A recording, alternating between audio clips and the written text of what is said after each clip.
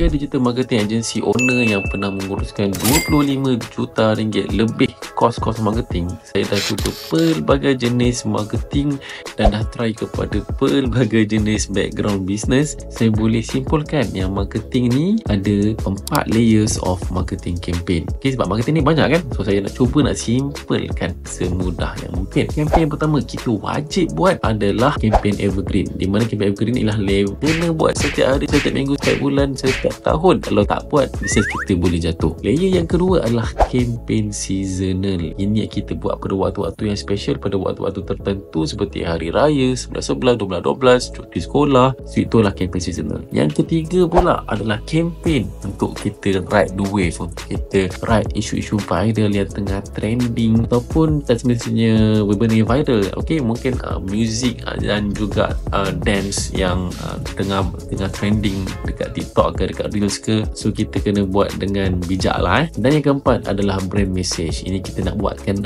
pelanggan kita kenal, suka dan percaya dengan brand kita. Okay, so kalau anda nak tahu lebih lanjut lagi, saya ada share benda ini secara detail sangat. Link ada dekat bio. Dan macam biasa, kalau anda nak belajar pasal marketing dengan bisnes, pergi je dekat farabi.my dan subscribe. Link dekat bio.